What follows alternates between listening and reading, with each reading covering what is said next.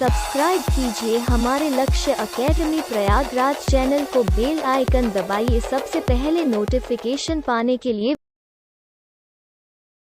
हमारे जितने भी कंपटीशन में लगे हुए छात्र और छात्राएं हैं उनके लिए ये बात स्पष्ट हो जाएगी कि राष्ट्रपति शासन क्या है, क्यों लगाया जाता है, किस आधार पर लगाया जाता है, संविधान के संविधान के किस अनुच्छेद में इसका उल्लेख है और उच्चतम न्यायालय पर इसका क्या विचार है या उच्चतम न्यायालय के निर्णय पर। आज वैसे बारिश का मौसम है, हम ऑफलाइन क्लास नहीं ले रहे हैं, लेकिन कुछ ऐसे मुद्दे हैं जो करंट से संबंधित हैं और उनका संबंध पॉलिटी से भी है, तो हमने सोचा कि आज इसी पे कुछ हम चर्चा कर देते हैं। और इस समय आप देख भी रहे होंगे, न्यूज़पेपर हुआ, चैनल हुआ, हर जगह इस मुद्दे को लेकर बड़ा चर्चा का विषय बना हुआ है।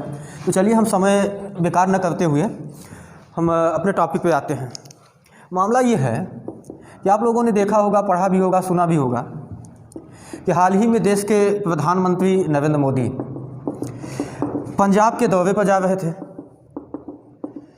पंजाब के दौरा पर जा रहे थे तो उस समय शुरुआत में ये था कि वो बाई प्लेन जाएंगे, लेकिन कुछ मौसम ख़राब होने के कारण, जैसा कि मीडिया रिपोर्ट्स में मिला कि मौसम ख़राब होने के कारण निर्णय लिया गया कि उनको हम बाई रोड यानी सड़क के माध्यम से, यानी सड़क के रास्ते से प्रधानमंत्री मोदी पंजाब जाएंगे। अब ये सब बातें आप लोगों ने सुनी होगी। प्रधानमंत्री नरेंद्र मोदी सड़क के रास्ते जा रहे थे, रास्ते में एक फ्लाईओवर पड़ता है। उस फ्लाईओवर पर जैसे ही उनका काफिला पहुंचता है, कुछ प्रदर्शनकारियों के द्वारा उनके काफिले को रोक लिया जाता है। देखिए, ये घटना के पीछे कोई राजनीतिक षड्यंत्र था या कोई संयोग था कि उस समय प्रदर्शनकारी अचानक पहुंच गए, या किसी की लापरवाही थी, ये सब जांच का विषय है। हम इस पर ज़्यादा कुछ नहीं कहेंगे ना, जब तक इसकी जांच नहीं हो जाती तब तक हम इसको जस्टिफाई करने वाले होते भी कौन है, बात समझ में आई। लेकिन सवाल ये है कि प्रधानमंत्री के साथ, यानी प्रधानमंत्री जी का काफिला रोकना अपने आप में एक गंभीर घटना है। गंभीर घटना इसलिए भी हो जाती है कि ये देश के प्रधानमंत्री की सुरक्षा को लेकर ये मामला है, देश के प्रधानमंत्री की सुरक्षा का मामला है, इसलिए मामला ये गंभीर हो जाता है। लेकिन बात ये है कि आप ये भी जानते हैं कि देश के राजनेता, उसमें चाहे देश के प्रधानमंत्री हों या देश के राष्ट्रपति हों, उनका अपना एक प्रोटोकॉल होता है। उस प्रोटोकॉल के तहत ही वे हर कार्य करते हैं या अपना हर टाइम टेबल बनाते हैं। उनको कहाँ जाना है, कहाँ नहीं जाना है, किससे मिलना है, किससे नहीं मिलना हो, चाहे वो रैली में जा रहे हो या कहीं पर भी जा रहे हो। और इसके साथ साथ इन देश के बड़े नेताओं की सुरक्षा एसपीजी के हाथ में होती है, एसपीजी के हाथ में होती है। और आपको ये भी जानिए कि एसपीजी के हाथ में जिनकी सुरक्षा है, तो पीएम कहाँ उतरेंगे, किससे मिलेंगे, क्या करना है उनको, ये सब डिसाइड कौन करता है? एसपीजी करती है। तो सवाल ये है, क्या इस घटना से संबंधित जानकारी एसपीजी को नहीं थी? और इसके साथ साथ यदि उनकी सुरक्षा एसपीजी के हाथ में है और अगर प्रधानमंत्री का अचानक कहीं मन कहा कि हम यहाँ रुक जाएं, तो तब तक वो रुकेंगे नहीं वहाँ पर और तब तक वो गाड़ी से नहीं उतरेंगे जिस गाड़ी से चल रहे हैं, जब तक उन्हें एसपीजी की इजाज़त न हो। इसलिए ये मामला गंभीर हो जाता है। लेकिन सवाल, इस मामला जो हुआ वो ठीक है, लेकिन हमने कहा कि ये सब जांच का विषय है। किसकी लापरवाही थी, राजनीतिक षड्यंत्र था या कुछ और था, हम इस पर बात नहीं करेंगे। कि घटना इतनी गंभीर है, घटना इतनी गंभीर है कि कल यानी कि कल 6 तारीख थी, 6 जनवरी थी, कल 6 तारीख को भारत सरकार ने कैबिनेट की अपनी बैठक बुलाई और इस बैठक के बाद गृह राज्य मंत्री, जिनका नाम है अनुराग ठाकुर बैठक के बाद बाहर आते हैं और बाहर आने के बाद मीडिया से वो कहते हैं कि भैया मामला इतना गंभीर है कि इस मामले को लेकर केंद्र सरकार गंभीर है, बिल्कुल होना भी चाहिए। देश के प्रधानमंत्री की सुरक्षा का मामला है और आप ये सोचिए कि ये कोई भी हो, प्रधानमंत्री हो या राष्ट्रपति हो, कोई भी हो, वो देश की धरोहर है, वो देश की संपत्ति है। हाँ, और वो देश की, भारत जैसे देश के लिए वो आन बान और शान की बात है, तो उनके साथ ऐसा व्यवहार होना कतई बर्दाश्त के लायक नहीं है। लेकिन जब अनुराग ठाकुर कैबिनेट की मीटिंग से बाहर निकलते हैं तो उन्होंने कहा कि केंद्र सरकार इस मामले को लेकर गंभीर है और इससे संबंधित जो भी फैसले लेगी केंद्र सरकार, वो कड़े और बड़े फैसले होंगे। यानी कि जो भी चूक हुई होगी, जो कुछ भी दिक्कत हुई, यानी प्रधानमंत्री के काफिले को कैसे रोका गया या क्यों रोका गया, इससे लेकर केंद्र सरकार गंभीर है और वो इसके लिए कड़े और बड़े फैसले लेगी। ये अनुराग ठाकुर ने कल ये मीडिया से मुखातिब होते हुए उन्होंने अपना ये कथन कहा।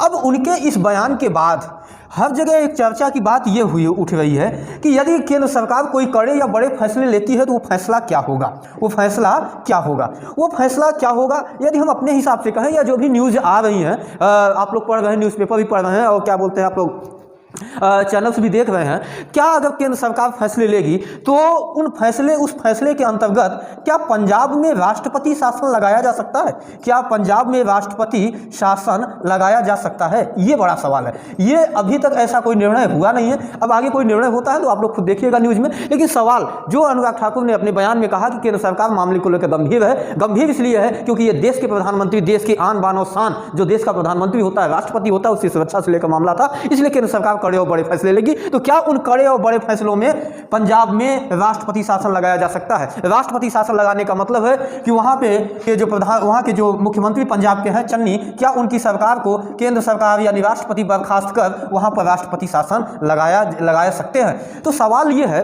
क्या इस मामले को लेकर या इस घटना के आधार पर क्या पंजाब में इस घटना को लेकर क्या पंजाब में राष्ट्रपति शासन लगाया जा सकता है? राष्ट्रपति शासन लगाया जा सकता है, पहला सवाल यह है, क्या राष्ट्रपति शासन लगाया जा सकता है, पहला सवाल। दूसरा सवाल यह है, क्या भारतीय संविधान केंद्र सरकार यानी राष्ट्रपति को यह अधिकार देता है कि वो इस घटना को लेकर वहां पे राष्ट्रपति शासन लगा दे? तीसरा सवाल यह है, क्या भारतीय संविधान में राष्ट्रपति शासन को लेकर यानी किसी भी राज्य में राष्ट्रपति शासन लागू होगा, राष्ट्रपति शासन को लेकर भारतीय संविधान क्या कहता है, हम इस बात पर चर्चा करेंगे। और हमें उम्मीद है कि अगर हम इन तीनों सवालों पर चर्चा कर लें, सवाल नंबर 1, क्या राष्ट्रपति शासन वहां लगाया जा सकता है? दूसरा सवाल, क्या भारतीय संविधान इस बात की इजाजत देता है कि वहां पर राष्ट्रपति शासन इस घटना को लेकर लगाया जा सकता है? और तीसरा, कि केंद्र सरकार और या राष्ट्रपति मिलकर ये निर्णय ले सकते हैं कि हम पंजाब में राष्ट्रपति शासन लगाएं। तो इसके संदर्भ में भारतीय संविधान क्या कहता है, संविधान में क्या क्या इसके विषय में कहा गया है, क्या क्या संविधान में इसका उल्लेख किया गया है, इसकी हम चर्चा करेंगे। उसके बाद सुप्रीम कोर्ट का क्या स्टैंड होता है इन सब मामलों में, या सुप्रीम कोर्ट ने अभी तक अपने निर्णय में इन बातों को कहां तक जस्टिफाई किया है कि राष्ट्रपति शासन कैसे लगेगा, या राष्ट्रपति शासन किन मामलों में लगाना उचित होता है या किन मामलों में राष्ट्रपति शासन लगाना अनुचित होता है। इन सब बातों की हम चर्चा करेंगे। तो चलिए, जो लोग मैटर को नोट करना चाहते हैं वो नोट भी कर लेंगे, हम इसी तरीके से बोर्ड पर समझाते हुए आगे बढ़ेंगे। देखिए, पहली बात तो आप ये सब जान लीजिए कि राष्ट्रपति शासन, किसी भी राज्य में राष्ट्रपति शासन लागू करता है देश का राष्ट्रपति। कौन लागू करेगा? देश का राष्ट्रपति लागू करेगा। अब जब आपको ये बात पता है या पता हो गई हमारे बताने के बाद कि किसी भी राज्य में यदि राष्ट्रपति शासन लागू होता है तो देश का राष्ट्रपति उसकी घोषणा करता है या देश का राष्ट्रपति शासन लागू करता है, तो सवाल ये है कि भारतीय संविधान में वो कौन सा स्थान है या वो कौन सा अनुच्छेद है जो भारत के राष्ट्रपति को यह अधिकार देता है कि वो किसी भी राज्य में राष्ट्रपति शासन लागू कर सकते हैं। तो चलिए हम इसी की चर्चा करते हैं। देखिए, अगर राष्ट्रपति शासन से संबंधित हम बात किया जाए, यानी किसी भी राज्य में राष्ट्रपति शासन कब लागू होगा या किन आधार पर लागू होगा या फिर कैसे लागू होगा, इन सारे सवालों का अगर हमको जवाब ढूंढें तो इसके लिए हमको संविधान के 3 अनुच्छेद को पलटना पड़ता है। तो पहला अनुच्छेद है अनुच्छेद 356, उसके बाद दूसरा अनुच्छेद हम बताएंगे आपको 355। खैर, पहले हमको 355 बताना चाहिए, 356 बाद में, लेकिन कुछ इस तरीके की बातें हैं कि अगर हम 356 पहले बताएंगे फिर 355 से बताएंगे तो आपको ज़्यादा बेहतर समझ में आएगा। उसके बाद तीसरा अनुच्छेद है 365। तो चलिए ये अनुच्छेद क्या कहते हैं राष्ट्रपति शासन के संबंध में, हम एक एक करके सभी अनुच्छेद को समझ लेते हैं। देखिए, पहला अनुच्छेद मैंने कहा कि अनुच्छेद 356। अनुच्छेद 356 भारत के राष्ट्रपति को यह अधिकार प्रदान करता है कि राष्ट्रपति संबंधित राज्य के राज्यपाल की सिफारिश पर उस राज्य में राष्ट्रपति शासन लागू कर सकता है। ये कहता है भारतीय संविधान का अनुच्छेद 356। लेकिन फिर मैंने आपसे ये बताया कि भारत का राष्ट्रपति किसकी सिफारिश पर, तो हम आपको ये बताएं कि राष्ट्रपति को यह अधिकार है कि जिस राज्य में भी अगर क्या करना है, राष्ट्रपति शासन लागू करना है, तो राज्यपाल की सिफारिश पर उस राज्य में राष्ट्रपति शासन लागू हो सकता है। लेकिन बात यह है, क्या राज्यपाल कैसे भी या किसी भी हालात में या क्या अपने मन से भी ऐसा ही सिफारिश कर सकता है? तो हम अनुच्छेद 356 की जो बात कर रहे हैं उसमें देखिए अनुच्छेद 356 में इस बात का उल्लेख है कि यदि किसी राज्य में असंवैधानिक सरकार, कैसी सरकार? असंवैधानिक सरकार चल रही हो तो असंवैधानिक सरकार का मतलब ये है कि यदि मान लीजिए कि जिस भी पार्टी की सरकार है वहाँ पे जिस राज्य में, यानी उसका विधानसभा में बहुमत न हो, अगर विधानसभा में उस राजनीतिक दल का बहुमत न हो लेकिन वो सरकार में है, यह बात जब राज्यपाल को विदित होती है तो राज्यपाल ऐसी सरकार को कौन सी सरकार करार देगा? अपनी तरफ से असंवैधानिक सरकार कहेगा और इसकी सिफारिश भेज देगा भारत के राष्ट्रपति को, और ऐसी स्थिति में भारत का राष्ट्रपति वहाँ पर राष्ट्रपति शासन लागू कर देगा। इसका उल्लेख है अनुच्छेद 356 में है। लेकिन एक बात यहाँ और ध्यान लीजिए, जैसे मान लेते हैं कि हो सकता है कि उस राज्य का राज्यपाल इसकी सिफारिश न करे, किसकी सिफारिश न करे? राष्ट्रपति शासन की सिफारिश न करे, और यदि राज्यपाल राष्ट्रपति शासन की सिफारिश नहीं करता है तब भी अनुच्छेद 365 भारत के राष्ट्रपति, अनुच्छेद 356 भारत के राष्ट्रपति को यह अधिकार देता है कि वह वहाँ पर राष्ट्रपति शासन लागू कर सकता है। दूसरी बात यह है, अगर मान लेते हैं, जैसे अब हम पंजाब की बात कर रहे हैं, यदि मान लेते हैं कि पंजाब में या किसी और भी राज्य में, यूपी में मान लेते हैं, उत्तराखंड में मान लेते हैं, एमपी में मान लेते हैं, कहीं पर भी यदि मान लेते हैं कि राष्ट्रपति शासन लागू हो गया, तो राष्ट्रपति शासन लागू होने के 2 माह के भीतर संसद के दोनों सदन कौन कौन? लोकसभा और राज्यसभा, संसद के दोनों सदनों से अनुमोदन आवश्यक है। यदि अनुमोदन नहीं हो पाता है तो राष्ट्रपति शासन 2 माह से अधिक नहीं रह पाएगा। जैसे मान लेते हैं कि किसी भी राज्य में, मैंने कहा कि यदि पंजाब में राष्ट्रपति शासन लागू हो जाता है तो उसको 2 माह के भीतर संसद के दोनों सदनों यानी लोकसभा और राज्यसभा से उसका अनुमोदन आवश्यक है। ये उल्लेख है 356। कुल मिलाकर यदि हम ये कहें कि अनुच्छेद 356 भारत के राष्ट्रपति को यह अधिकार देता है कि यदि उस राज्य में सरकार असंवैधानिक हो, यानी सरकार का विधानसभा में बहुमत न हो, तो राज्यपाल की सिफारिश पर वहाँ पर राष्ट्रपति शासन लागू कर सकता है। एक बात। दूसरी बात, हमने कहा कि राज्यपाल यदि सिफारिश न करे तब भी राष्ट्रपति वहाँ पे राष्ट्रपति शासन लागू कर सकता है। तीसरी बात, हमने कहा कि राष्ट्रपति शासन लागू होने के 2 माह के भीतर संसद के दोनों सदन लोकसभा और राज्यसभा से उसका अनुमोदन होना आवश्यक है। तो कहने का मतलब, अगर फिर हम पंजाब की यहाँ पर बात करें तो क्या पंजाब में जो राष्ट्रपति शासन, क्या कल जो उन्होंने बयान दिया अनुराग ठाकुर ने, उन्होंने कहा कि कुछ कड़े और बड़े फैसले लेंगे। तो जैसा कि चर्चा में है कि कड़े या बड़े फैसले के अंतर्गत क्या राष्ट्रपति शासन लागू होगा, तो हाँ, राष्ट्रपति शासन लागू होगा या नहीं इसको हम आगे अभी समझते हैं, लेकिन लग सकता है या नहीं लग सकता इसको हम समझते हैं। लेकिन अगर हम कहते हैं कि अगर पंजाब में राष्ट्रपति शासन लागू होगा तो क्या अनुच्छेद 356 के अंतर्गत होगा? नहीं, अनुच्छेद 356 के अंतर्गत वहां पर नहीं लग सकता, क्योंकि अनुच्छेद 356 में असंवैधानिक सरकार अर्थात विधानसभा में जिस बहुमत न हो जिस पार्टी का, यदि उसकी सरकार है तब वहां पर राष्ट्रपति शासन लागू हो सकता है। तो यह था पूरा डिटेल आपका अनुच्छेद 356 का। अब हम आपको बात करते हैं अनुच्छेद 355 की, यानी कि अनुच्छेद 355 में किस बात का उल्लेख है। लगा लीजिए हेडिंग सब लोग। अनुच्छेद 355 ये कहता है कि संघ का कर्तव्य होगा कि वह भारत के प्रत्येक राज्य की बाह्य आक्रमण एवं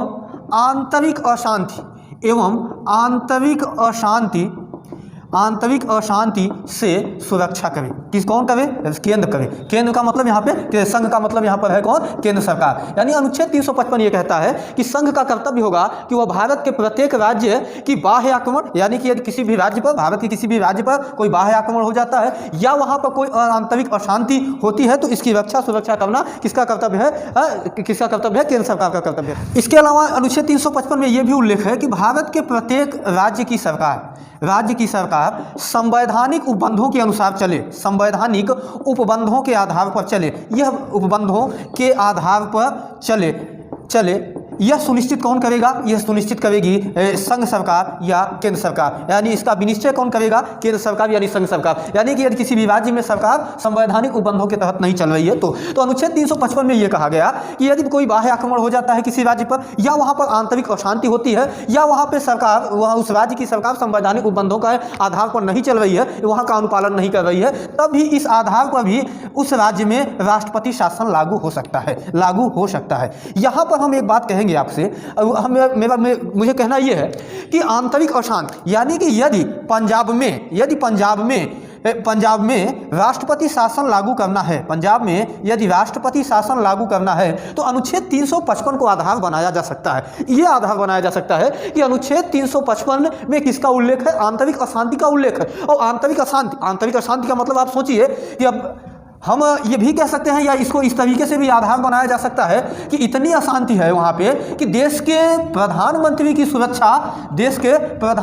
सुरक्षा व्यवस्था नहीं दुरुस्त है, तो फिर क्या है, तो ऐसे राज्य में राष्ट्रपति शासन लगाया जा सकता है। लेकिन मैं फिर से ये कहूँगा कि केवल ये अनुच्छेद 355 आधार बन रहा है। अब देखिए राष्ट्रपति शासन अभी लगा नहीं है, ना अभी ऐसी इस तरीके की कोई बात आई है, बस सिर्फ बात ये आई है कि कड़े और बड़े फैसले लिए जाएंगे। अब वो कड़ा या वो बड़ा फैसला क्या होगा वो आगे देखने को हमें आपको आगे देखने को मिलेगा। लेकिन हाँ, इस बयान के बाद जो मैं बार बार से कह रहा हूँ कि एक चर्चा उठी है कि क्या ये जो कड़ा और बड़ा फैसला होगा क्या कहीं राष्ट्रपति शासन से संबंधित तो नहीं होगा कि पंजाब की सरकार को बर्खास्त कर वहाँ पर राष्ट्रपति शासन लागू कर दिया जाए। और यदि ऐसा होता है यानी राष्ट्रपति शासन लागू होता है तो अनुच्छेद 355 को आधार बनाया जा सकता है। किसके लिए, आंतरिक अशांति के लिए। यानी कि राज्य जब देश का प्रधानमंत्री नहीं सुरक्षित है वहाँ जाने के लिए तो फिर भैया राज्य की सुरक्षा तो खतरे में ही है, इसको आधार बनाया जा सकता है। तो ये अनुच्छेद 355 हुआ। हमको लगता है कि आपको अनुच्छेद 356 तो समझ में आ ही गया, अब अनुच्छेद 355 भी समझ लिए हैं। खैर क्रमशः देखा जाए तो अनुच्छेद 355 पहले आएगा, 356 बाद में, लेकिन चूंकि अनुच्छेद 356 में स्पष्टता राष्ट्रपति शासन की बात की गई है इसलिए हम आपको उसे बताए हैं। वैसे आप राष्ट्रपति भी पढ़ते हैं तो राष्ट्रपति में की जब आपातकालीन शक्तियाँ अनुच्छेद 352, 356, 360 में पढ़ते हैं तो 352 में राष्ट्रपति के आपातकाल की बात की गई है, 356 में विभिन्न राज्यों में या भारत के किसी भी राज्य में राष्ट्रपति शासन लगाने की बात की गई है, और अनुच्छेद 360 में वित्तीय आपात की। तो 356 में स्पष्ट रूप से किसकी बात की गई है, राष्ट्रपति शासन की बात की गई है। यानी अनुच्छेद 356 ही राष्ट्रपति को यह अधिकार देता है कि वह चाहे तो राष्ट्रपति शासन लागू कर सकता है। लेकिन राष्ट्रपति शासन लागू करने के और कोई बेस है और कोई आधार है तो उसका उल्लेख कहाँ है, अनुच्छेद 355 में भी है, जैसा कि हमने आपको शुरुआत में ही बताया। तो चलिए फिर हम आगे बढ़ते हैं। अब हम देख लेते हैं कि अनुच्छेद 365 में क्या दिया हुआ है। अनुच्छेद 365 में क्या दिया हुआ है इसको हम देखते हैं। तो लगा लीजिए सब लोग हेडिंग, अनुच्छेद 365। अनुच्छेद 365 में उल्लेख है कि केंद्र सरकार के द्वारा किसी भी राज्य को यदि कोई संवैधानिक निर्देश दिया गया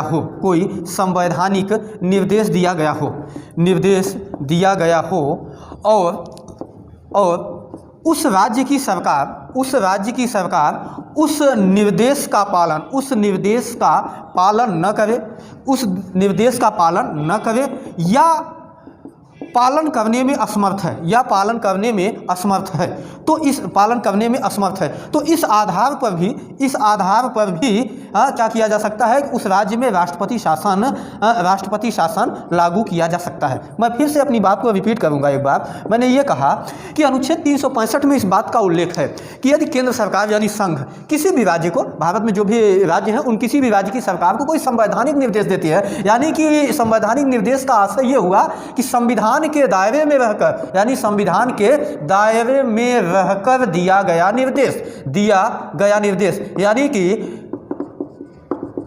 इसका मतलब यह हुआ कि केंद्र सरकार को संविधान के तहत जो भी निर्देश देने का अधिकार केंद्र सरकार को प्राप्त है, किसे देने के लिए, राज्य सरकारों को, यदि उससे संबंधित कोई भी संवैधानिक निर्देश केंद्र सरकार देती है और उस निर्देश का पालन उस राज्य की सरकार नहीं करती है, राज्य सरकार नहीं करती है, तो फिर वहाँ पे नहीं करती है या तो जानबूझ के न करे या तो उसको पालन करने में असमर्थ है, तो ऐसे में भी राष्ट्रपति शासन लागू किया जा सकता है। अब मैं आपको फिर से अपनी चर्चा पे आता हूँ।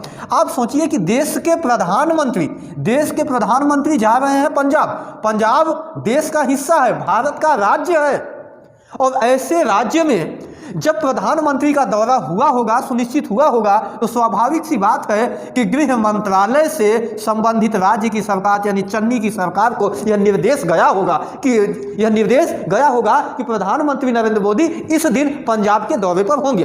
अब एक बात, दूसरी बात, अगर निर्देश दिया गया होगा तो इसका मतलब यह हुआ कि उस निर्देश का पालन पंजाब की सरकार ने नहीं किया, पंजाब की सरकार ने उस निर्देश का पालन नहीं किया, और पंजाब की सरकार ने जब निर्देश का पालन नहीं किया तो भैया यह निर्देश संवैधानिक निर्देश कहा जाएगा। क्यों कहा जाएगा? वो इसलिए क्योंकि देश के प्रधानमंत्री पंजाब का दौरा कर रहे हैं और यदि यह निर्देश गृह मंत्रालय के द्वारा गया होगा तो हम कह सकते हैं कि तो पंजाब की सरकार उस निर्देश का पालन नहीं कर पाई या तो प्रदर्शनकारियों के आगे उसका पालन करवाने में असमर्थ हो गई है। और एक चीज, दूसरी चीज, अगर कोई निर्देश नहीं गया होगा तो फिर हम कैसे कह सकते हैं कि पंजाब की सरकार उस निर्देश को पालन नहीं कर पाई या निर्देश का पालन करने में असमर्थ है। हाँ, हमारा सिर्फ कहना इतना है कि अनुच्छेद 365 में जो भी राष्ट्रपति शासन के लिए जो भी आधार बताए गए हैं वो यही कहे गए हैं, और यदि इनका पालन नहीं करती है राज्य सरकार तो ऐसा किया जा सकता है। लेकिन अब गृह मंत्रालय के द्वारा राज्य सरकार को यानी चन्नी की सरकार को, पंजाब की सरकार को निर्देश दिया गया था या नहीं दिया गया था, ये जांच का विषय है। तो अगर हम तीन अनुच्छेदों की चर्चा हमने आपके सामने किया, अनुच्छेद 356 की, अनुच्छेद 355 की किया और अनुच्छेद 365 की। 356 में कहा कि यदि सरकार असंवैधानिक है तो राज्यपाल की रिपोर्ट पर ऐसा हो सकता है, राष्ट्रपति शासन लागू हो सकता है। अनुच्छेद 355 में हमने ये कहा कि किसी भी राज्य के बाह्य आक्रमण से आंतरिक अशांति से सुरक्षा करना संघ का कार्य है, एक बात। दूसरी बात हमने ये भी कहा कि यदि उस राज्य की जो भी संवैधानिक दायरे में सरकार चल रही, संवैधानिक उपबंधों के अनुसार सरकार चल रही है, इसकी व्यवस्था करना भी संघ का काम है, केंद्र का काम है। यदि ऐसा नहीं होता है तो राष्ट्रपति शासन लागू हो सकता है। अनुच्छेद 365 में हमने आपको बताया कि केंद्र सरकार के द्वारा किसी भी राज्य को यदि कोई संवैधानिक निर्देश दिया गया और संबंधित राज्य की सरकार उसे पालन करने में असमर्थ है या तो पालन न करे, तब भी एक आधार बनता है राष्ट्रपति शासन लागू करने का। अगर अनुच्छेद 365 के अकॉर्डिंग हम बात करें, अनुच्छेद 365 के अकॉर्डिंग यदि हम बात करें तो हम कह सकते हैं कि पंजाब में यदि राष्ट्रपति शासन लागू होता है, यानी कि अनुराग ठाकुर के बयान के बाद कि कड़े और बड़े फैसले लिए जाएंगे, तो 365 भी वहां पर राष्ट्रपति शासन लगाने का आधार बन सकता है, आधार बन सकता है। क्यों? क्योंकि आपके सामने हमने डिटेल रख दिया। बात समझ में आ गई ना?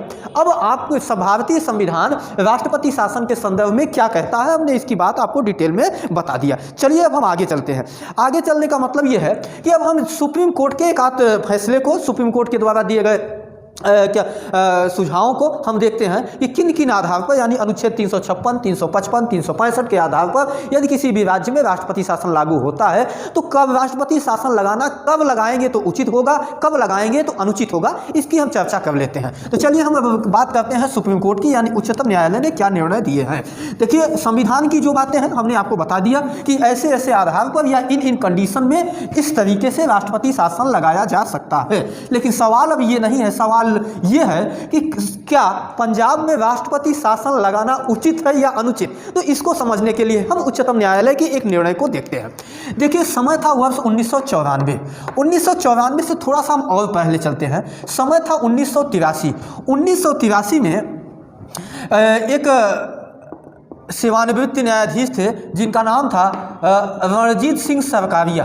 रणजीत सिंह सरकारिया, तो ये एक सेवानिवृत्त न्यायाधीश थे। तो वर्ष 1993 में रणजीत सिंह सरकारिया के नेतृत्व में भारत सरकार ने एक आयोग का गठन किया था। भारत सरकार ने एक आयोग का गठन किया था। इस आयोग के गठन का उद्देश्य ये था कि केंद्र और राज्यों के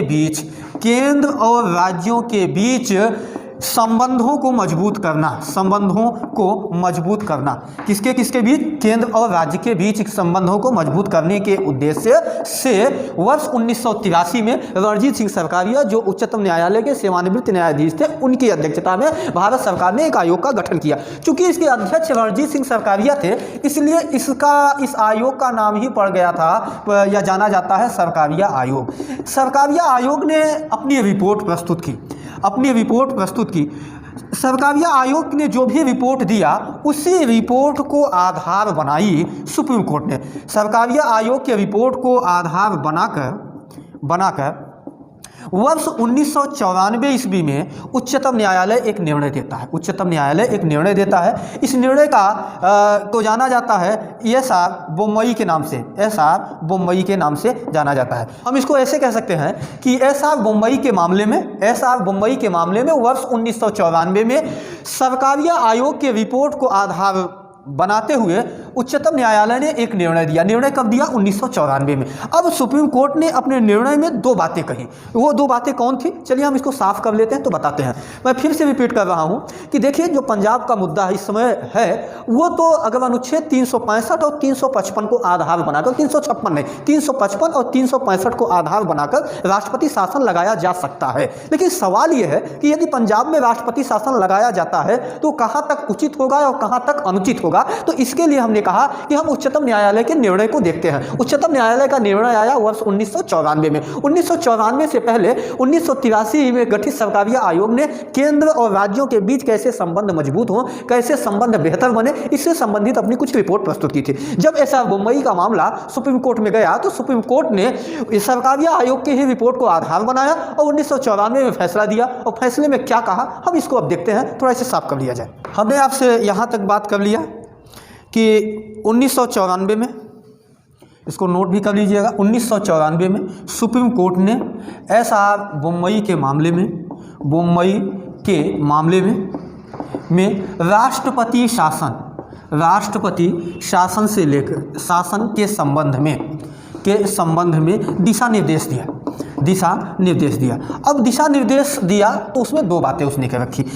नंबर एक, हम यहाँ पे ऐसे करके देख सकते हैं। पहली बात उन्होंने कहा कि देखिए अनुच्छेद 356, अनुच्छेद 355, उसके बाद अनुच्छेद 365 के तहत राष्ट्रपति शासन लागू हो सकता है। ये बात सुप्रीम कोर्ट ने कही, जैसा कि संविधान में हमने भी आपको बताया कि राष्ट्रपति शासन लागू किया जा सकता है। लेकिन बात यह है कि अनुच्छेद 356, 355 और 365 को आधार बनाकर जब राष्ट्रपति शासन लगाया जाएगा तो किस तरह से लगाया जाए या किन मामलों में राष्ट्रपति शासन लगाना उचित होगा और किन मामलों में राष्ट्रपति शासन लगाना अनुचित होगा। खैर मैं अपनी बात को फिर से अगर रिपीट करूँ कि 356, 355, 365 में कई ऐसे आधार हैं जिन आधार पर राष्ट्रपति शासन लगाया जा सकता है। लेकिन देखिए संविधान तो कहता है भैया, संविधान ये अधिकार देता है भारत के राष्ट्रपति को, भैया आप चाहो तो राष्ट्रपति शासन लगा लो अगर ऐसी कंडीशन है। लेकिन सवाल यहाँ पे अब बात उच्चतम न्यायालय ने कहा उचित और अनुचित का। अगर आपके पास राष्ट्रपति के पास शक्ति है राष्ट्रपति शासन लगाने की तो भैया उन शक्तियों का प्रयोग गलत तरीके से न हो या असंवैधानिक तरीके से न हो, इसका भी ध्यान कौन रखेगा? उच्चतम न्यायालय ने रखा। इसीलिए उन्होंने 1994 में सुप्रीम कोर्ट ने दिशा निर्देश जारी किया और कहा कि किस तरीके कैसे या किन मामलों में राष्ट्रपति शासन लगाया जाए तो उचित होगा और किन मामलों में अनुचित होगा। तो चलिए हम पहले ये देख लेते हैं कि सुप्रीम कोर्ट ने अपने दिशा निर्देश में पहले कौन सी बात की। पहले उचित की कि मतलब कि अगर इन अनुच्छेदों के आधार पर यदि राष्ट्रपति शासन लगाता है तो किन किन आधार पर लगाएगा तो उचित माने जाएंगे। तो पहले हम उसकी चर्चा कर लेते हैं, उसके बाद फिर हम अनुचित वाली चर्चा करते हैं। तो पहला बात ये कहा कि सुप्रीम कोर्ट ने पहली बात ये कहा कि यदि मान लेते हैं किसी भी राज्य सरकार में चुनाव होता है, यानी चुनाव के पश्चात कोई भी राजनैतिक दल बहुमत नहीं प्राप्त कर पाता तो ऐसे में राष्ट्रपति शासन लगाया जा सकता है। मैंने जैसा कि अभी आपको अनुच्छेद 356 में बताया था, यदि किसी भी राजनीतिक दल को विधानसभा में यदि बहुमत नहीं है तो वो सरकार भले चुनी हुई सरकार है लेकिन वो सरकार असंवैधानिक है। तो उच्चतम न्यायालय ने कहा यदि चुनाव के पश्चात कोई भी राजनीतिक दल बहुमत नहीं प्राप्त करता है तो वहाँ पर राष्ट्रपति शासन लगाया जा सकता है। एक बात ये, चलिए हम आगे बढ़ते हैं। दूसरी बात ये है कि यदि मान लेते हैं कि चुनाव हुआ किसी भी राज्य में, किसी भी राज्य में चुनाव हुआ, चुनाव के बाद बहुमत प्राप्त दल का मतलब यहाँ पे बहुमत प्राप्त राजनीतिक पार्टी सरकार बनाने से इनकार कर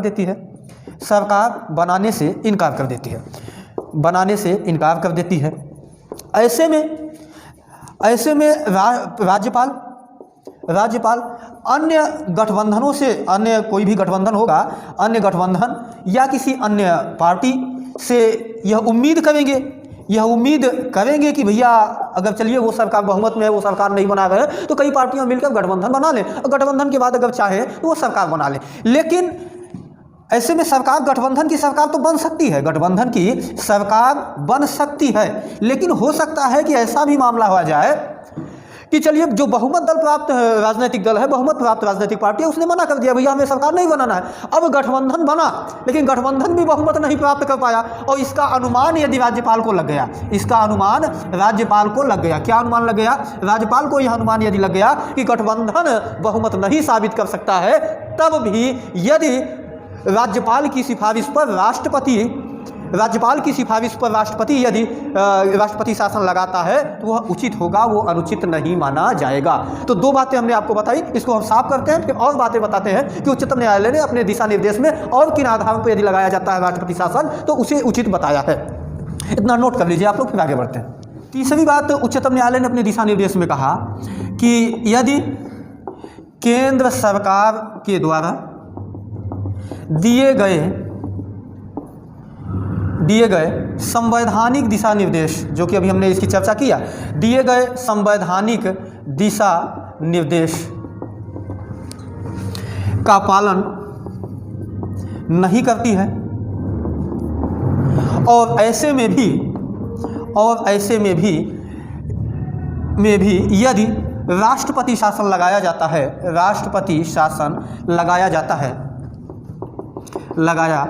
है तो यह उचित होगा। अब यहाँ पर पंजाब की स्थिति को हम फिर से एक बार समझते हैं, तो यह उचित होगा। मैंने कहा कि जो स्थिति इस समय पंजाब की है, अनुच्छेद 356 के तहत राष्ट्रपति शासन वहाँ पे लगाना हमारे हिसाब से, जितनी हमारी समझ है या जो हमारा संविधान कहता है उस हिसाब से उचित नहीं है। लेकिन अनुच्छेद 355 के तहत और 355 में हमने कहा, अनुच्छेद 365 में हमने कहा कि यदि संवैधानिक दिशा निर्देशों का पालन कौन नहीं करती है, यदि राज्य सरकार नहीं करती तो राष्ट्रपति शासन लगाया जा सकता है। और वही यदि 365 के आधार पर यदि पंजाब में राष्ट्रपति शासन लगता है तो सुप्रीम कोर्ट के द्वारा दिए गए दिशा निर्देश जो 1994 में दिया गया था उसके अनुसार से उचित होगा। उच्चतम न्यायालय ने और कहा कि यदि किसी भी राज्य की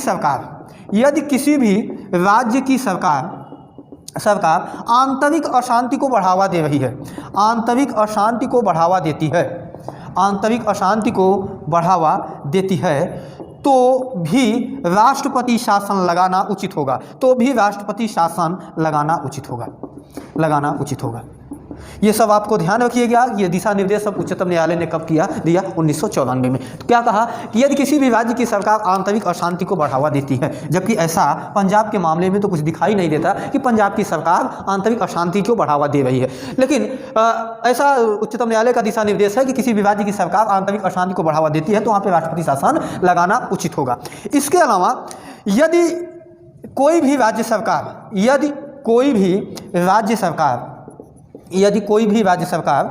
अपने संवैधानिक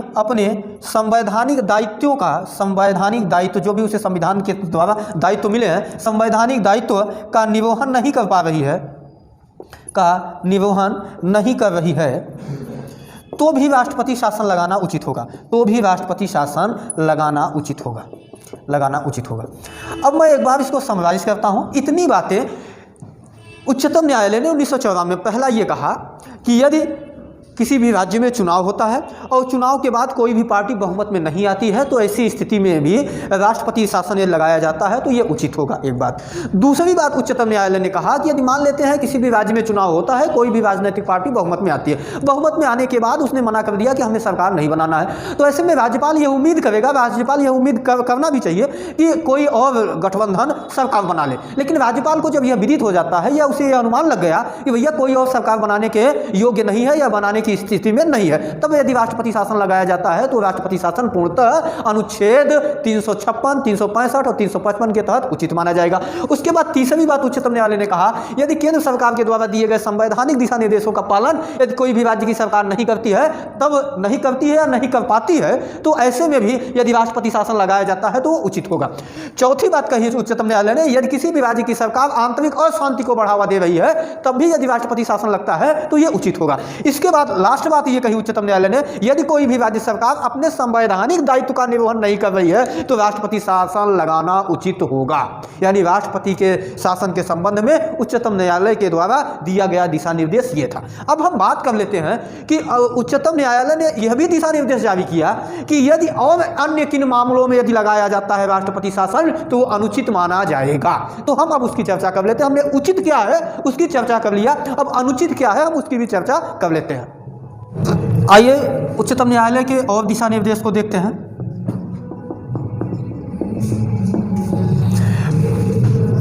पहला यह है कि उच्चतम न्यायालय ने कहा, यदि किसी भी राज्य की राज्य सरकार चुनाव हार जाती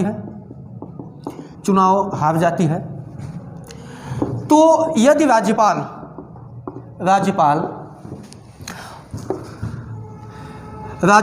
अन्य दलों को मौका दिए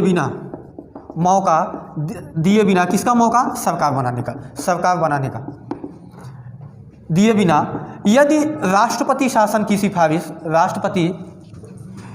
की सिफारिश करता है या राष्ट्रपति शासन लागू किया जाता है तो यह अनुचित होगा,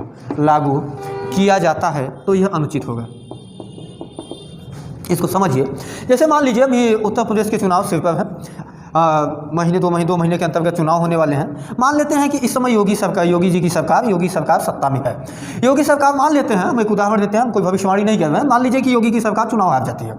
चुनाव हार जाने के बाद जब योगी की सरकार चुनाव हारेगी तो स्वाभाविक सी बात है कि उसे क्या देना पड़ेगा, इस्तीफा दे देती है सरकार। और उसके बाद ऐसे में यदि भारत यहाँ उत्तर प्रदेश के राज्यपाल, अब योगी की सरकार चुनाव हारने के कारण इस्तीफा दे चुकी है, अब ऐसे में अगर राज्यपाल, यूपी के राज्यपाल ऐसा करें कि किसी अन्य दल को मौका न दें, यानी कि उन्हें बहुमत साबित करने का मौका न दें, और अपने अनुमान से या अपने मनमानी तरीके से अगर वो ये कह देते हैं कि नहीं भैया हम राष्ट्रपति शासन की सिफारिश करते हैं और तब राष्ट्रपति शासन लागू कर दिया जाता है, तो उच्चतम न्यायालय ने कहा कि ऐसा करना पूर्णतः अनुचित माना जाएगा। यह अनुचित होगा इस तरीके से राष्ट्रपति शासन लगाना। एक बात हो गई। चलिए हम आगे बढ़ते हैं, दूसरी बात बताते हैं। दूसरी बात उच्चतम न्यायालय ने अपने दिशा निर्देश में कहा, यदि किसी भी राज्य सरकार, इसको समझिएगा थोड़ा, किसी भी राज्य की राज्य सरकार लोकसभा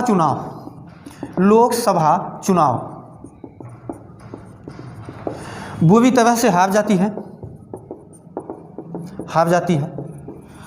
और ऐसे में उस राज्य सरकार को बर्खास्त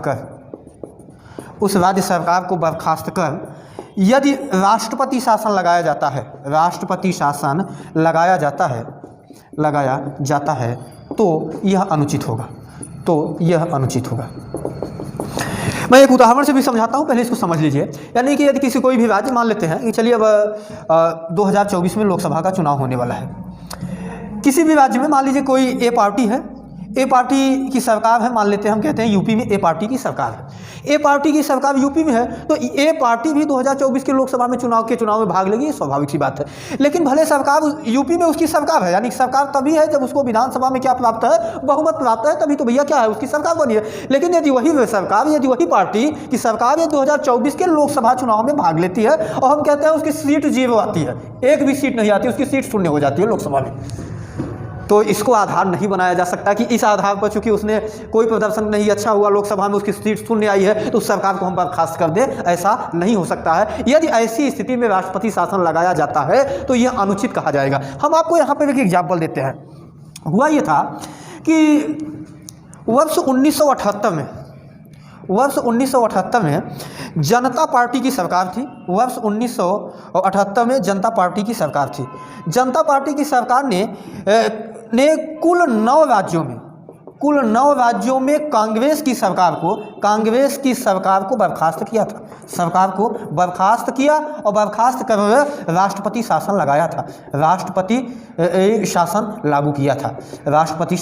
लागू किया था। लेकिन ध्यान देना आपको ये बात है कि मामला कब का है, 1978 का है, जबकि उच्चतम न्यायालय का जो भी दिशा निर्देश जैसा मुंबई के मामले में आया, ये मामला कब का है, 1994 में। यानी उच्चतम न्यायालय के द्वारा दिए गए दिशा निर्देश से पहले 1978 में जनता पार्टी की जब सरकार बनी, मोरारजी देसाई देश के जब प्रधानमंत्री बने, पहली गैर कांग्रेसी प्रधानमंत्री थे, तो उन्होंने कांग्रेस की सरकार 9 राज्यों की सरकारों को बर्खास्त कर दिया, सिर्फ ये कहते हुए कि लोकसभा के चुनाव में यहाँ की सरकार या जिस पार्टी की सरकार है वो पूरी तरह से परास्त हुई है। तो लेकिन उच्चतम न्यायालय ने 1994 में कहा कि यदि इस तरीके से कहीं पर राष्ट्रपति शासन लगाया जाता है तो अनुचित माना जाएगा। लेकिन चलिए मैं उदाहरण लिया हूं तो मैं इसको और आगे बता देता हूं।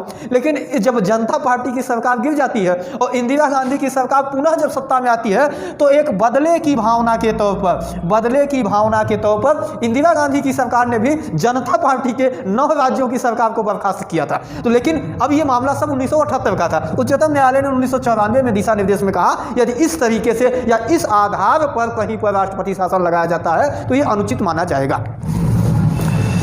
तीसरा उच्चतम न्यायालय ने ये बात कही, तीसरी बात उच्चतम न्यायालय ने कही कि यदि किसी भी राज्य में, उच्चतम न्यायालय ने कहा कि यदि मान लेते हैं किसी भी राज्य में आंतरिक अशांति हो, राज्य में आंतरिक अशांति हो, किंतु उस अशांति में राज्य सरकार का कोई हाथ न हो, राज्य सरकार का कोई हाथ न हो, इस पॉइंट को ध्यान दीजिएगा, कोई हाथ न हो, लेकिन कानून व्यवस्था भी बनी है, कानून व्यवस्था भी बुरी तरह से प्रभावित न हो, तो ऐसे में राष्ट्रपति शासन लागू करना अनुचित होगा। मैं इसको इसलिए कहा कि इस पर ध्यान दीजिएगा क्योंकि आपको याद है कि जब प्रधानमंत्री नरेंद्र मोदी का जब काफिला पंजाब में रुका या प्रदर्शनकारियों के द्वारा रोका गया, या उससे पहले या उसके बाद आंतरिक अशांति जैसी चीज़ें वहाँ पर कुछ भी देखने को नहीं मिली है। लेकिन हाँ, देश के प्रधानमंत्री का काफिला रुकना भी अपने आप में एक आंतरिक अशांति को इंगित करता है। लेकिन एक बात, चलिए ये दिशा निर्देश में उच्चतम न्यायालय ने कहा हो सकता है किसान आंदोलन भी हुआ उसकी वजह से, लेकिन वो आंतरिक अशांति ऐसी कुछ नहीं, वहाँ पे कानून व्यवस्था पूरी तरीके से बनी हुई है, ऐसा नहीं। लेकिन हाँ, प्रधानमंत्री का कुछ मात्र प्रदर्शनकारियों ने जो उनका काफिला रोका, अगर उसको आंतरिक अशांति के तौर पर देखा जाता है तो मैं फिर से कह रहा हूँ, यदि पीएम के काफिले को रोकना यदि आंतरिक अशांति के रूप में देखा जाता है, और तो मैंने कहा कि आंतरिक अशांति और बाह्य आक्रमण के दौरान क्या राष्ट्रपति शासन लागू किया जा सकता है। तो अगर इस मैटर को यानी इस घटना को आंतरिक अशांति माना गया, एक बात माना गया, तो भैया राष्ट्रपति शासन लगाया जा सकता है। लेकिन सवाल यह है, क्या उस राज्य की सरकार यानी कि चन्नी की सरकार या पंजाब की सरकार, क्या इसमें उसका हाथ है, यानी वहाँ की सरकार इसमें शामिल है? यदि शामिल है तो भैया राष्ट्रपति शासन लगाना उचित है, और यदि शामिल नहीं है तो राष्ट्र उसके शामिल नहीं है। और एक साथ दूसरी बात मैंने कहा कि इतनी क्या कि पंजाब क्या लॉ एंड ऑर्डर, क्या कानून व्यवस्था प्रभावित है? नहीं प्रभावित है। अब इसको हम क्या बोलें या इसको हम क्या आधार बनाएं, इस पर हम कुछ नहीं कह सकते। बस हाँ, हम यहाँ पर बस ये कह सकते हैं ये जाँच का विषय है, यानी कि यदि पंजाब राज्य की सरकार का इसमें कोई हाथ होगा तो यदि वहाँ पे कोई पंजाब की सरकार का हाथ होगा तो पंजाब की सरकार को यदि बर्खास्त करके राष्ट्रपति शासन लगाया जाता है तो भैया वो उचित होगा। लेकिन यदि वहाँ की सरकार का हाथ नहीं होगा, उच्चतम न्यायालय की गाइडलाइन है, उच्चतम न्यायालय का दिशा निर्देश है कि तब यदि राष्ट्रपति शासन लगाया जाता है तो ये अनुचित होगा। बात समझ में आ गई ना? तो चलिए और आगे बढ़ते हैं। पांचवी बात उच्चतम न्यायालय ने कहा कि मान लीजिए किसी भी राज्य की सरकार का, किसी भी राज्य में राज्य सरकार का प्रशासन ठीक से न चल रहा हो और उस पर भ्रष्टाचार के आरोप हों, सिर्फ इतने पर यदि वहाँ पर राष्ट्रपति शासन लगाया जाता है तो यह अनुचित माना जाएगा। अब ऐसी कोई कंडीशन पंजाब की है नहीं कि वहाँ पे प्रशासन ठीक से न चल रहा हो और उस पर क्या है कि भ्रष्टाचार के आरोप लगे हों। और अगर ऐसी स्थिति है भी नहीं, और अगर ऐसी स्थिति होती भी है तो वहाँ पे राष्ट्रपति शासन लगाना क्या होगा? अनुचित होगा। ऐसा उच्चतम न्यायालय ने अपने दिशा निर्देश में कहा है। इसके अलावा एक बात और हम कहेंगे, उच्चतम न्यायालय ने अपने दिशा निर्देश में यह भी कहा था कि कुछ आपात स्थितियों को छोड़ दिया जाए। आपात स्थितियों को छोड़कर यदि किसी भी राज्य की राज्य सरकार को, किसी भी राज्य की राज्य सरकार को खुद में सुधार करने हेतु, खुद में सुधार का मतलब राज्य की सरकार में खुद में सुधार करने हेतु अग्रिम दिशा निर्देश दिए बिना, अग्रिम दिशा निर्देश दिए बिना भी यदि राष्ट्रपति शासन लागू होता है तो वो ऐसा करना अनुचित होगा। इसको हम ऐसे समझ सकते हैं कि मान लीजिए किसी भी कोई भी राज्य सरकार है, उससे वो अनुच्छेद 356, 365, 355 के तहत कहीं से थोड़ी बहुत दोषी पाई जाती है, तो ऐसा माना जाता है कि एक बार केंद्र सरकार उसे अग्रिम दिशा निर्देश देगा, भैया तुम समझ जाओ, अब ऐसी दोबारा गलती मत करना। अगर ऐसा दिशा निर्देश दिए बिना भी और अगर वहाँ पर राष्ट्रपति शासन सरकार को बर्खास्त किए लगाया जाता है तो ये अनुचित होगा। यहाँ पर उच्चतम न्यायालय का कहना था कि अगर बहुत बड़ी आपात स्थिति ना हो, यदि छोटा मोटा मामला है तो उसको हम क्या कर सकते हैं, अगर मामला छोटा मोटा है तो हम ये कह सकते हैं कि भैया कि एक बार उसको अग्रिम दिशा निर्देश दे दीजिए और एक बार उसे सुधरने का मौका दे दीजिए, तब आप राष्ट्रपति शासन लगाइए, और अन्यथा अगर ऐसा नहीं करते हैं तो ये भी अनुचित होगा। और चलिए हम आगे और बात करते हैं, और एक बात और हम छोटी कर देते हैं जो उच्चतम न्यायालय ने अपने दिशा निर्देश में कहा था, चलिए यहाँ कर देते हैं। देखिए कभी कभी ऐसा भी होता है कि केंद्र में किसी और पार्टी की सरकार हो और राज्य में कोई और पार्टी की सरकार है, तो ऐसे में कभी कभी ऐसा भी देखने को मिलता है कि राजनीतिक विद्वेष के कारण भी राष्ट्रपति शासन लगाया जाता है। तो उच्चतम न्यायालय ने इसमें भी कहा था कि भैया राजनीतिक विद्वेष के कारण भी किसी भी राज्य में राष्ट्रपति शासन लगाना क्या होगा, अनुचित होगा। तो अब हमने आपको उच्चतम न्यायालय के द्वारा ऐसा बम्बई 1994 के मामले में किन किन बातों में कहा कि यदि राष्ट्रपति शासन लगाना उचित होगा, किन किन आधार पर लगाना अनुचित होगा, हमने इसकी चर्चा कर लिया था। लेकिन यहाँ पर हम एक बात और आपको बताते हैं कि राष्ट्रपति शासन से संबंधित न्यायिक समीक्षा का अधिकार उच्चतम न्यायालय को है या नहीं है, या मूल संविधान में क्या था उसमें फिर बीच में कोई परिवर्तन हुआ था या नहीं हुआ था, हम इसकी बात कर सकते हैं। कहने का मतलब सीधा सीधा ये है कि अगर भारत के राष्ट्रपति किसी भी राज्य में, मैं उदाहरण के तौर पर पंजाब को ही देखता हूँ, कि अगर भारत के राष्ट्रपति के द्वारा पंजाब में राष्ट्रपति वहाँ की सरकार को बर्खास्त करके राष्ट्रपति शासन लगाया जा सकता है, तो क्या वहाँ की सरकार, राज्य सरकार यानी पंजाब की राज्य सरकार उच्चतम न्यायालय में जा सकती है? और यदि जा सकती है तो क्या राष्ट्रपति शासन लागू करने का जो भी निर्णय राष्ट्रपति के द्वारा लिया गया है या केंद्र सरकार के द्वारा लिया गया है, उसकी समीक्षा करना उच्चतम न्यायालय के दायरे में आता है या नहीं आता? इसकी भी एक लंबी कहानी है। मूल संविधान में इससे संबंधित कुछ और बातें थी और आज इससे संबंधित कुछ और बातें हैं, हम उसको भी चर्चा कर लेते हैं। तो हमने आपको ये कहा कि अगर मान लेते हैं पंजाब में राष्ट्रपति शासन लागू होता है, तो राष्ट्रपति शासन लागू करने का जो भी निर्णय भारत के महामहिम राष्ट्रपति के द्वारा निर्णय लिया गया है, तो क्या इस निर्णय की न्यायिक समीक्षा करना उच्चतम न्यायालय के इस निर्णय की समीक्षा करना क्या उच्चतम न्यायालय के हाथ में है या नहीं है? तो चलिए इसके संबंधित हम बातें कुछ करते हैं। देखिए मूल संविधान का मतलब है वह संविधान जो 26 जनवरी 1950 को लागू हुआ था। तो मूल संविधान में यानी वर्ष 1950 से लेकर वर्ष 1975 तक, मेरी बात को ध्यान से समझिएगा कि मूल संविधान में वर्ष 1950 से लेकर वर्ष 1975 में राष्ट्रपति शासन के संबंध में न्यायिक समीक्षा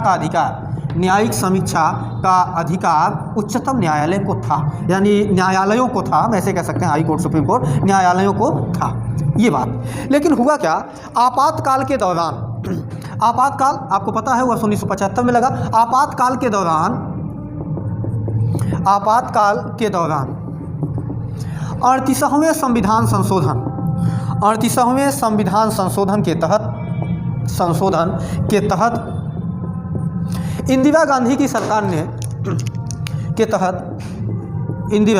गांधी सरकार ने न्यायालयों से राष्ट्रपति शासन के संबंध में न्यायिक समीक्षा का अधिकार छीन लिया।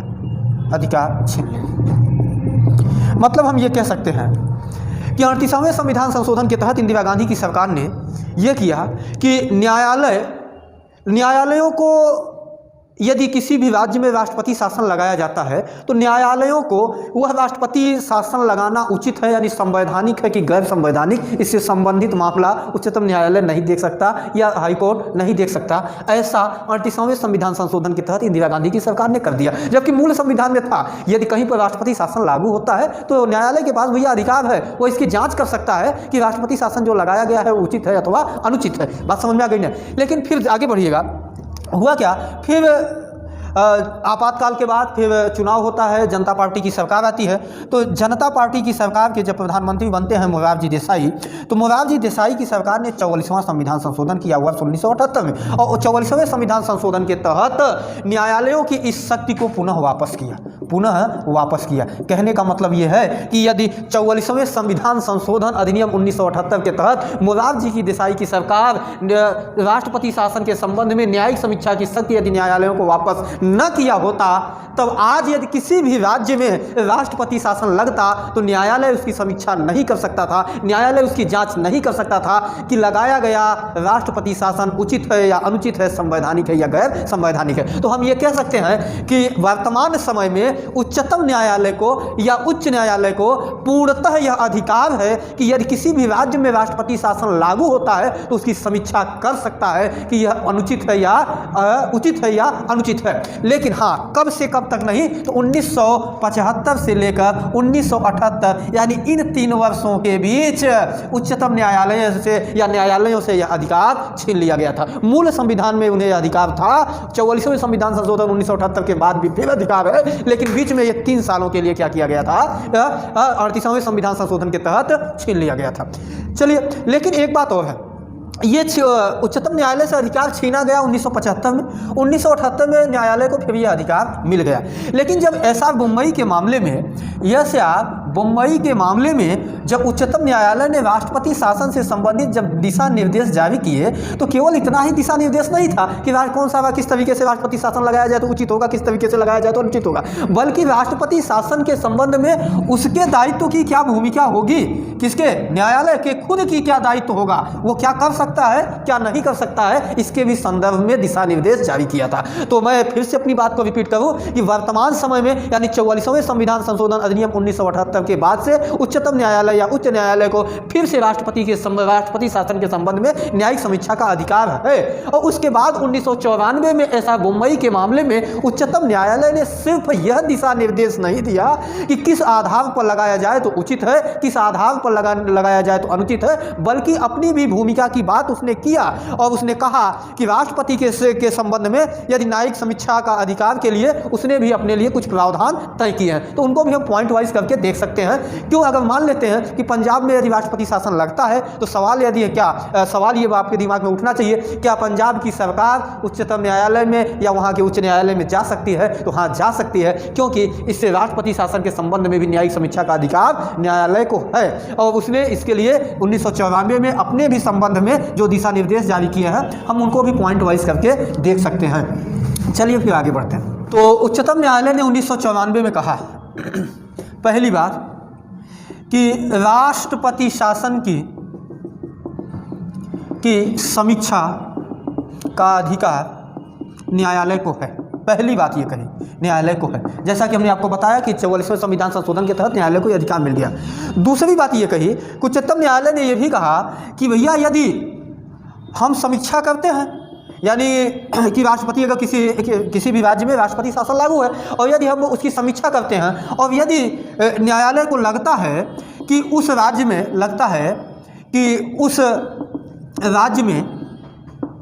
राष्ट्रपति शासन लगाना अनुचित है, राष्ट्रपति शासन लगाना अनुचित है तो न्यायालय राष्ट्रपति शासन को खारिज कर सकती है।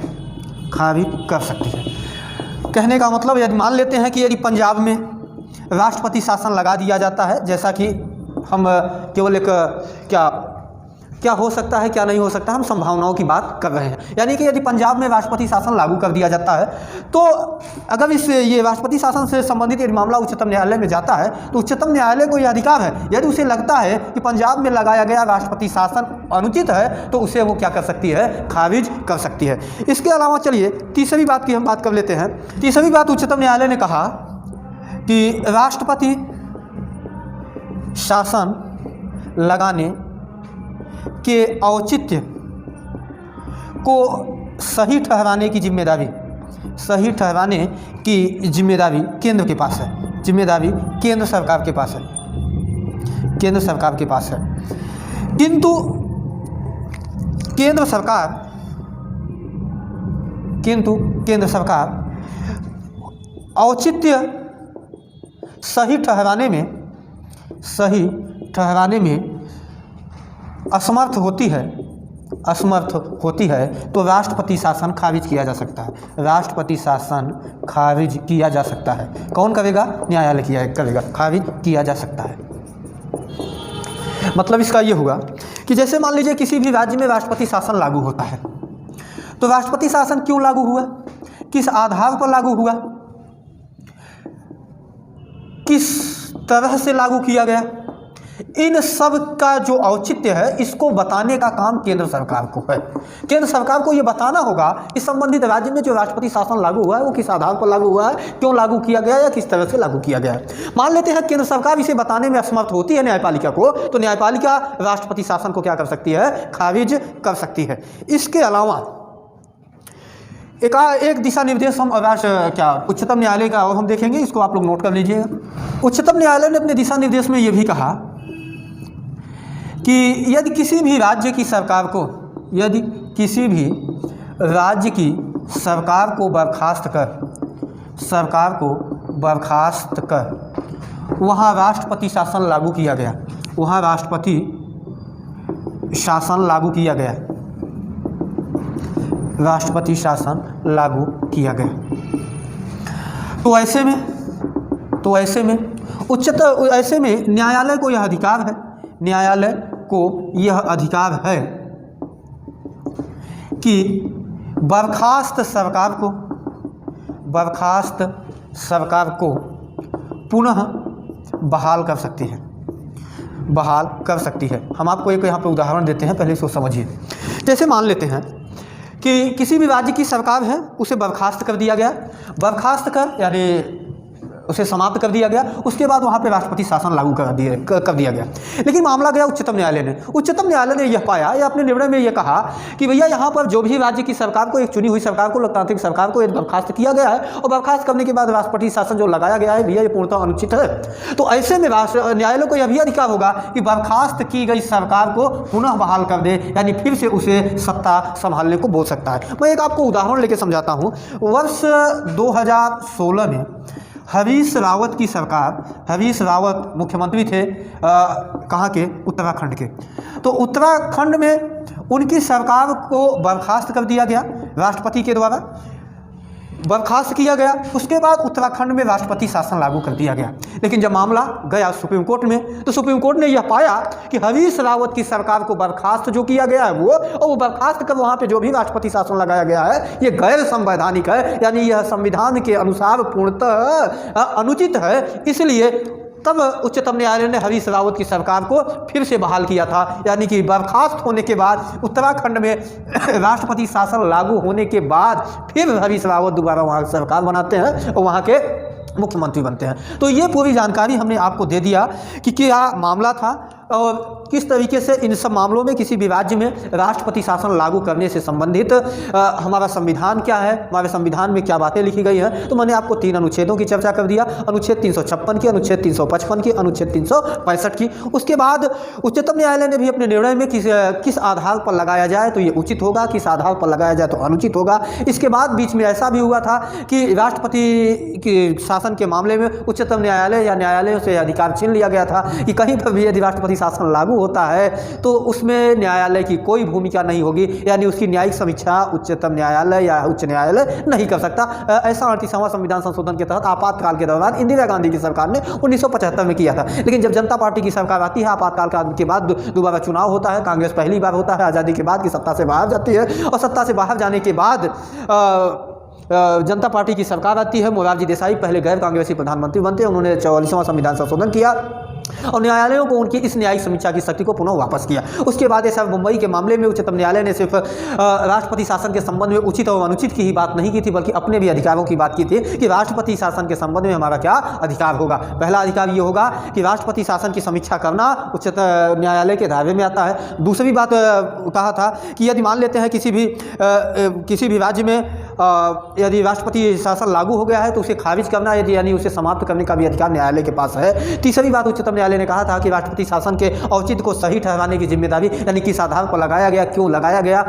या कैसे लगाया गया, ये सब बताने की जिम्मेदारी किसकी होती है? केंद्र सरकार की होती है। यदि केंद्र सरकार ऐसा करने में असमर्थ होती है तो वहाँ पर भी राष्ट्रपति शासन को खारिज कर सकती है न्यायालय। उसके बाद फिर न्यायालय ने यह भी कहा कि भैया यदि कहीं पर भी किसी भी कारण से हो सकता है वह कारण अनुचित ही हो या अनुचित हो वह कारण, और अगर वहाँ पे राष्ट्रपति शासन लागू होता है तो सरकार तो न्यायालय चाहती है और न्यायालय अपनी न्यायिक समीक्षा में यह पाती है कि वहाँ पर लगाया गया राष्ट्रपति शासन पूर्णतः संवैधानिक है या गैर संवैधानिक है, तो उस सरकार को फिर से बहाल कर सकती है। जैसा कि वर्ष 2016 में हरीश रावत की सरकार के साथ ऐसा हुआ था। केंद्र में प्रधानमंत्री मोदी की ही सरकार थी, मोदी सरकार ने ही उत्तराखंड में हरीश रावत की सरकार को बर्खास्त किया था। लेकिन उसके बाद फिर हरीश रावत सुप्रीम कोर्ट गए। सुप्रीम कोर्ट ने अपने निर्णय में ये पाया या अपनी समीक्षा में यह पाया कि उनके इस सरकार को बर्खास्त करना और उत्तराखंड में राष्ट्रपति शासन लागू करना पूर्णतः गैर संवैधानिक है। तो हरीश रावत की सरकार को फिर से उच्चतम न्यायालय ने बहाल किया था। तो अब देखते हैं पंजाब में क्या होता है। पंजाब की सारी स्थिति हमने आपको रख दिया।